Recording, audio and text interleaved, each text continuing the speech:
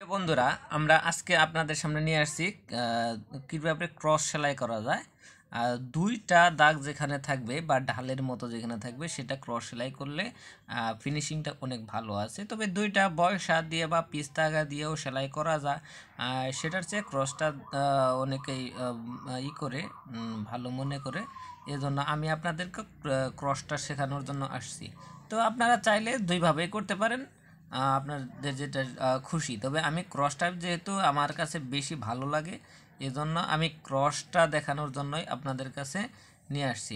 তো বন্ধুরা, এই যে এভাবেই এর আগে অবশ্যই আপনারা আমার ভিডিওটা দেখছেন কি না, আমরা পাতার মধ্যে যে ক্রসটা সেলাই করছি, এখানেও ক্রসটা হুবহু একইভাবে সেলাই করব। তবে পাতার মধ্যে ওইটা একটু বড় সাইজ, পাতার আকার অনুযায়ী আপনাদেরকে করতে হয়েছে।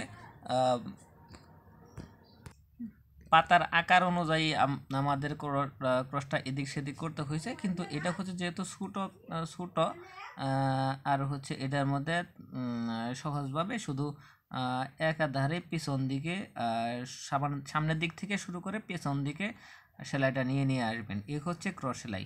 তো ক্রস সেলাই এটা কোনো আসলে ঝামেলার না। যারা এটা ক্রস সেলাই পছন্দ করে বা সেলাই করে অভ্যস্ত, তাদের কাছে একটা খুবই সহজ একটা সেলাই। তো বন্ধুরা, আজকে এ পর্যন্তই। তবে ভিডিওর শেষ পর্যায়ে চলে আসছি। আমরা পরবর্তীতে আরও সুন্দর সুন্দর ভিডিও দেখতে পারবো। আজকের মতো এই পর্যন্তই বিদায় নিচ্ছি। আর পরবর্তী ভিডিও দেখার আগ পর্যন্ত সবার সুস্বাস্থ্য এবং দীর্ঘায়ু কামনা করে এখানেই আমি বিদায় নিচ্ছি। শাকিল হুসাইন। ধন্যবাদ সবাইকে।